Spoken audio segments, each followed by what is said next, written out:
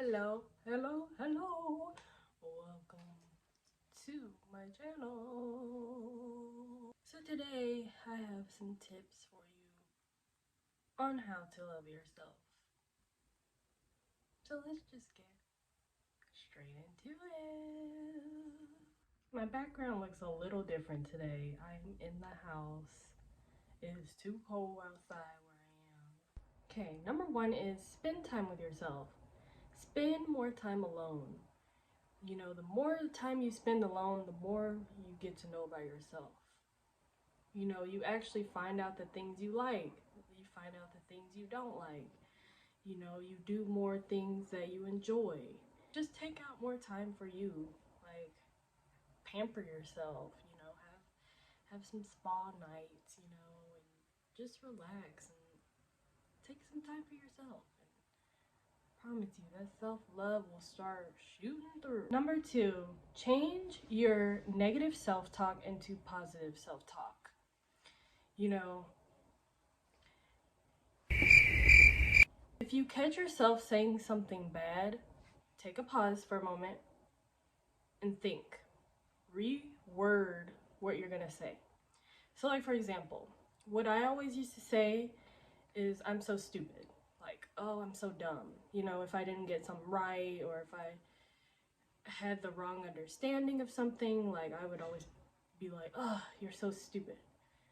So now, instead of saying that, I will be like, I'm smart and I didn't know and I am learning and I am growing. And that has helped me like so much. Like, honestly, it sounds so simple, but like, your brain, when you say these negative things, it's taking it in and it's gonna start believing those things. It'll start believing that you're actually stupid. And it's like, no, you're not stupid. So you have to tell your brain, like, I'm not stupid, I'm smart. You know, I am worthy, I am enough, I am all these things. Because if you start saying those things over and over again, your brain is gonna be like, oh wow, I am smart.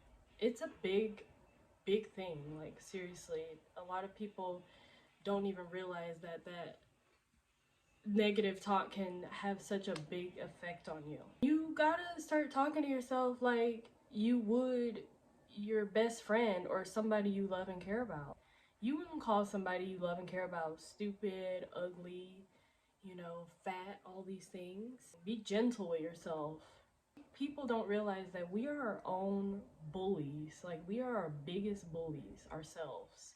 Number three is being in a natural state. Now, I know this doesn't apply to everybody, but this has really helped me, and I know it probably can help somebody else. Being your natural self. Like, I'm talking about like no makeup, you know, no hair extensions, just being myself. It really does help you love yourself more. Me personally, about 4 or 5 years ago when I was in college, I could not leave the house without a full face of makeup. Like, I had to have my makeup on. I literally felt so embarrassed, like low-key embarrassed, to show my face without makeup. Like, I thought I was so ugly, you guys. Like, I really did. Some years later, I just had this realization of like, how am I ever gonna get used to my face without makeup? How am I ever gonna accept myself? I just randomly just cut back on wearing makeup, and I went like a long time with no makeup, and it really got me used to my face, and it made me appreciate my natural beauty for what it is, you know, instead of having makeup on it. I realized, like, wow, I am a beautiful person without makeup. So when I had my makeup off, I really got to see myself for who I was. And, you know, wearing my natural hair, you know, it really made me be my authentic self. Obviously, I still love makeup and stuff like that. I wear it now, but I don't wear it as often. Now when I wear it, I feel extra confident because it's enhancing my beauty. It's not hiding anything. I know it probably won't apply to everybody, you know, not a lot of not everybody wears makeup all the time, but you know, that really helped me be more confident in myself and how I look and be confident. Number 4 is face your traumas. Facing your traumas is so important. It is such a big deal, and I feel like a lot of people don't know how important it is to face things that you have been through growing up or as a child. Those things do not go anywhere. They stay with you. They stay in you. They are stored in you. A lot of the time, like when we go through these things, a lot of people just push it to the side. Like they go through it and then they're just like, okay, that I went through that and never bring it up again. You don't realize that that affects your life and affects how you interact with other people and your relationships and everything.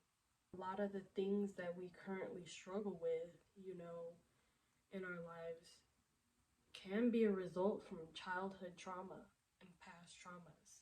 It could even be as simple as, you know, someone calling you a name in second grade. Like, that stuff, that sticks with you. All of it does. Like, it doesn't go anywhere. A lot of people have been through so many different tragic things growing up, including myself. And you have got to let that go and process it and face it. The way I've been doing it currently is I've been doing therapy. I've been going through therapy recently for the past few months. It has been helping me, you know, process the things that I went through as a kid and the trauma that I went through. And it's really been opening me up and making me more confident, love myself more. I know therapy, don't get me wrong, I know it's not for everybody.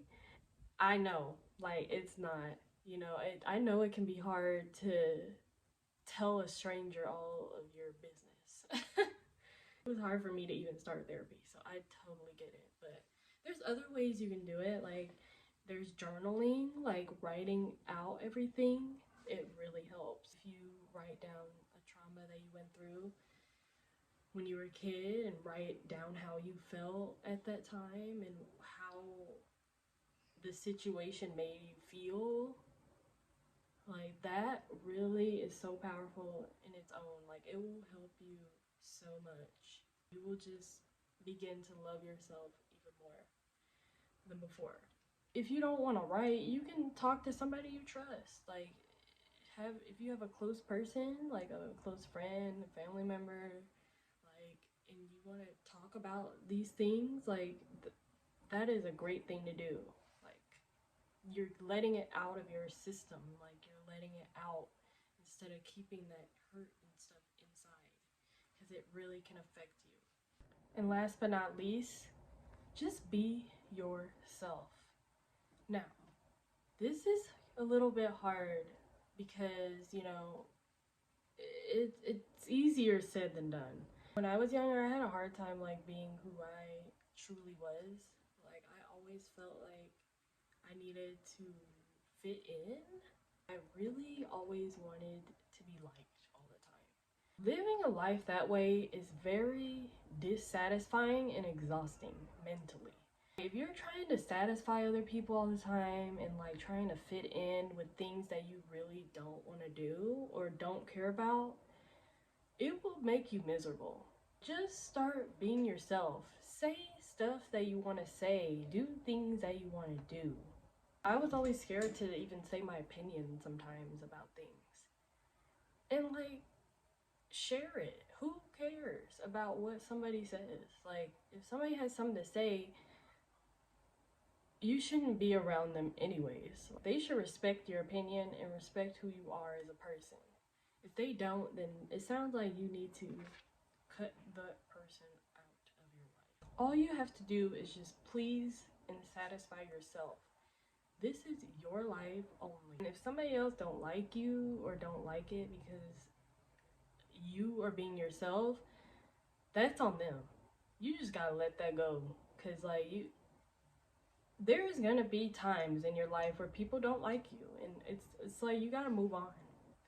I had to tell myself that a lot, because like I always thought it was the end of the world when somebody didn't like me, but it's like, who cares? What is this person doing for you anyways? Nothing. Like, you don't have to talk to this person. Like, there's so many other people that love you and like you for who you are, and they are a genuine person, you know? You don't want anybody that is around because they think you're a certain way when you're not. Just be yourself.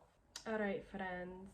So those are all of my tips that I have for loving yourself. There's a lot more tips. I can probably make a part 2 video on this, but I feel like these 5 have really helped me, like personally, because I was the type, I had no self-love growing up, like, or confidence in myself at all. So like these things really have made my confidence and self-love like raise, like for real, and it should help you too. Just try it. I mean, it don't hurt to try at least one of them. I hope this video helped somebody today, you know, anybody, even if it helped one person. Like, just, I really do thank you for watching. If you are watching, please subscribe to my channel. I'm just starting out.